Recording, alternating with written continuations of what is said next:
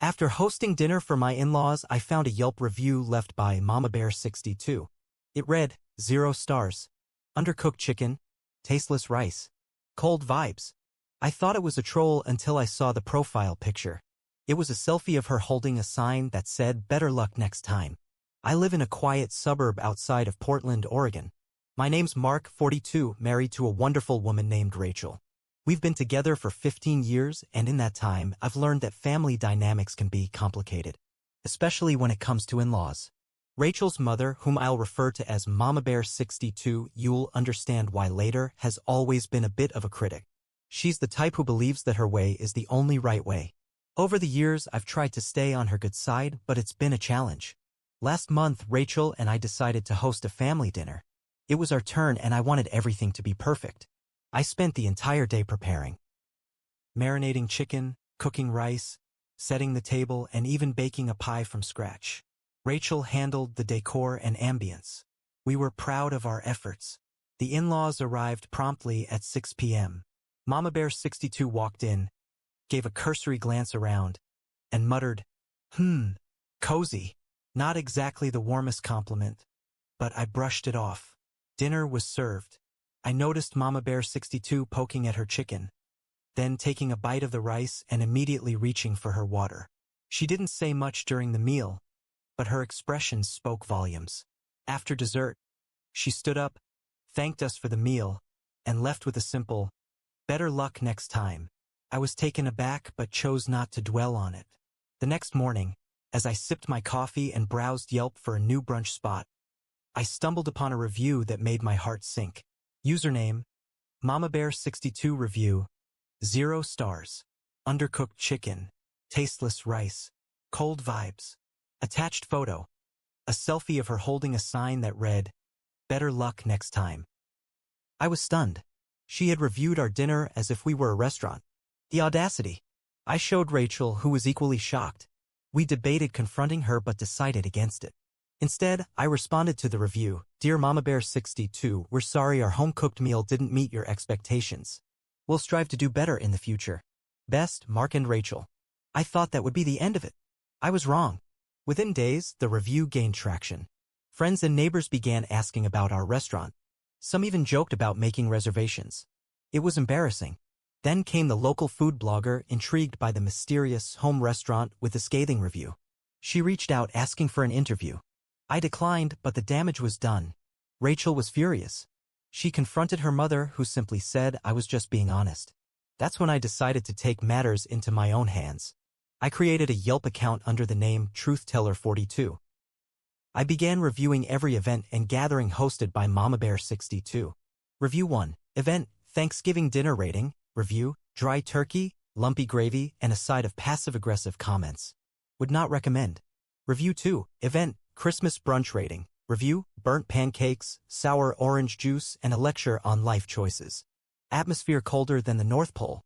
I continued this pattern, ensuring each review was detailed and, most importantly, honest. Friends and family began noticing. Some even added their own reviews, sharing similar experiences. Soon, Mamabear62's events became a trending topic on Yelp. She was livid, accusing me of sabotage. I feigned ignorance, suggesting perhaps someone else felt compelled to share their experiences. Eventually, the reviews died down. But the message was clear: if you dish it out, be prepared to take it. Our relationship with Mamabear62 remains strained, but she thinks twice before criticizing now. As for Rachel and me, we've learned the importance of standing up for ourselves. And to anyone reading this, be careful who you review. They might just review you back. So things settled for a bit after the whole Yelp war. Rachel and I went back to normal life. Work, groceries, Netflix, the usual. But then 2 weeks after our second dinner attempt, the one where Mamabear62 brought pie and pretended to be nice, something weird happened. I got a letter in the mail. No return address. Just my name. Inside it said, watch your mouth before you ruin someone's life. We all make chicken differently. That was it. No name. No signature. Just those words written in neat, careful handwriting. I laughed at first. Told Rachel. She didn't laugh. She just stared at the letter and said, my mom doesn't write in cursive. But I knew the tone. It was her. Who else would send something like that? Still, I wasn't going to let a passive-aggressive note ruin my day. I tossed it. Thought it was over. Spoiler, it wasn't. A week later, Rachel's Bakery. She runs a little side business from our garage, cookies, cakes, that sort of thing. Suddenly got hit with 3 one-star reviews. All from accounts made that same week. Cookies tasted like cardboard. Hair in the frosting. Owner has a bad attitude. None of these people had ever been to our house. We know all our regulars. These were fake. But they were detailed like someone had watched us. Rachel was crushed. Why is she doing this? I didn't have an answer. But I was sure it was Mamabear62. The timing was too perfect. We tried to report the reviews to Yelp, but they didn't remove them. Said they didn't violate guidelines. I was furious. Rachel was even more upset. She started doubting her own business. That's when I snapped. I went deep. I started checking all her social media. Not just the ones she used regularly, Facebook, Yelp, but even the old ones. Twitter, Pinterest. Even some random blogs she had from years ago where she used to post recipes and rants. And that's when I found it. A blog post from 2017, titled, "When You're Forced to Eat Trash in Your Own Family." She didn't use names. But the description matched me. Exactly. She talked about a son-in-law with no taste buds and a weird laugh. Said I once served soggy asparagus at a barbecue and made her question her daughter's life choices. She had been writing about me for years, quietly, anonymously, using me as blog material for her relatable content. I felt sick. I didn't confront her. Not yet. Instead, I printed every blog post, every review, every passive-aggressive tweet she'd ever made. I made a binder, titled it, "The Chronicles of Mamabear62. Rachel told me it was overkill. I told her, it's just prep, because the next family dinner, it was going to be at her house. She invited us. Said it was her turn to show how it's done. I accepted immediately. But I wasn't going there to eat. I was going there to drop the hammer. The night of the dinner came. Rachel wore her usual forced smile. I wore the same gray shirt Mama Bear once called the color of dishwater. Petty? Maybe. But it felt right. We arrived 10 minutes early. Her house smelled like lemon cleaner and beef stew. She opened the door with her usual tight grin and the words, "You're early, but whatever. Come in." We walked in. The table was already set. For places, her, Rachel's dad, Rachel, and me. She usually over-invites. Cousins, neighbors, her weird friend Doris. I whispered to Rachel, "Why is it just us?" Rachel shrugged, already looking uncomfortable. We sat. Mama Bear poured wine. Not the good kind. The kind that tastes like sadness. Then she handed me a plate. It was chicken. Of course it was chicken. The rice looked overcooked. Maybe intentional. Maybe symbolic. She said, "Figured I'd cook the same thing you did. Let's see how mine compares." I smiled. Looking forward to it. Halfway through dinner, while Rachel's dad was droning about a plumbing issue, she stood up and clinked her glass. "I'd like to make a toast." We all turned. "To forgiveness," she said, "and to knowing your limits." I stared at her. "That for me?" She smiled. "Take it how you want." "Okay. Game on." That same night, as we were getting ready to leave, she pulled Rachel aside. I watched from the hallway. They talked in hushed tones, and Rachel came back looking weird. Pale. "She gave me something," she whispered once we were in the car. She pulled out a small black USB drive. No label. I asked, "Did she say what's on it?" Rachel shook her head. "Just said, for when you need clarity." When we got home, I plugged it into my laptop. There were folders, labeled by year. Inside, videos, hidden camera footage, clips from family dinners, audio from phone calls, even one from our garage showing Rachel baking. I felt my chest go cold. What the hell is this? Rachel was trembling. Is she spying on us? There were so many files. Years worth. Some were labeled with stuff like Thanksgiving meltdown or Rachel crying again. This wasn't just pettiness. This was obsession. I couldn't wait anymore. The next day, I drove to her house alone. Walked in without knocking.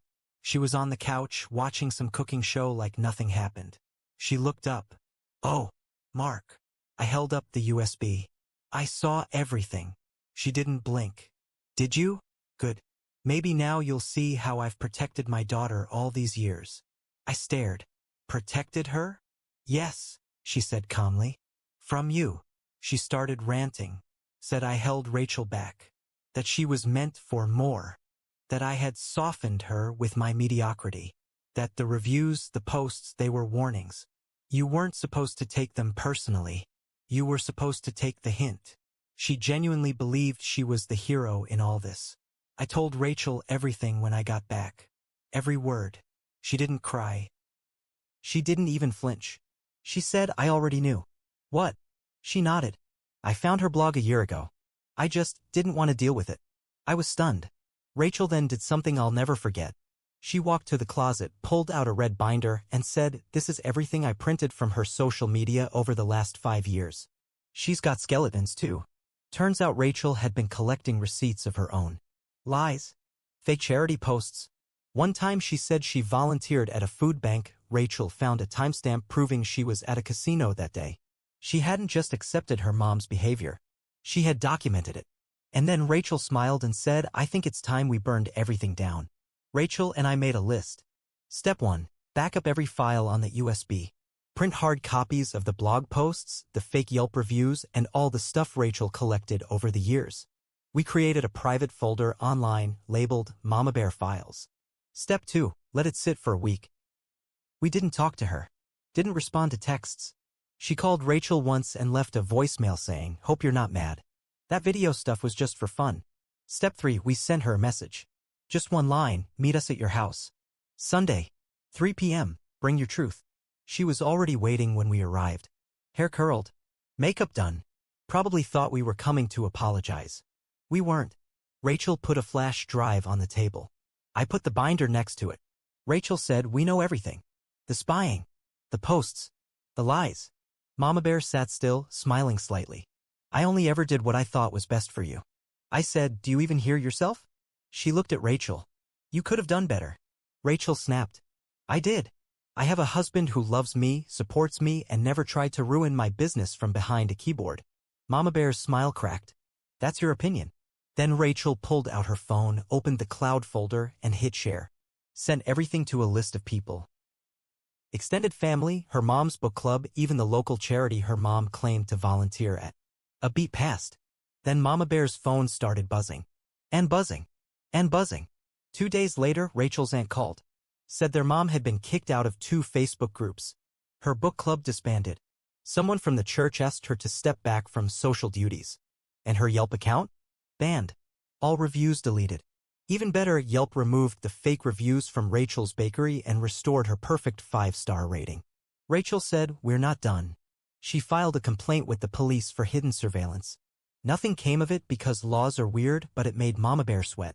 Then Rachel posted her own blog post titled, "My Mother, the Reviewer, a True Story of Sabotage and Chicken." It blew up. People shared it. Commented. Mama Bear's carefully crafted image online? Gone. And just when we thought it was over. I didn't stop. I should have. But I was angry. And I wanted her to feel small. So I printed screenshots from her blog and handed them out at her gym. Taped a few to the windshield of her friend's car. Dumb stuff. I was emotional. She found out. She called me, screaming, crying, not apologizing but cracking. Real cracks. And that's when it hit me. I had become her.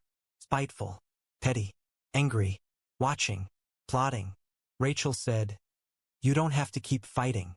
We won." But I didn't feel like I'd won anything. One last thing. One final act of revenge. The most brutal one of all, we cut her out. No visits. No calls. No birthday cards. No Christmas dinners. Total silence. She begged. Left voicemails. Sent letters. Nothing worked. Rachel wrote her one last message. "You never protected me. You embarrassed me. Hurt my husband. And tried to ruin my life. This isn't punishment. It's peace. We don't owe you forgiveness." That was it. It's been almost a year. Rachel's bakery is thriving. We bought a small storefront downtown. People come in just to meet the lady with the crazy mom from the blog. Mama Bear lives alone now. Still posts sometimes, but the comments aren't kind. Her better luck next time sign?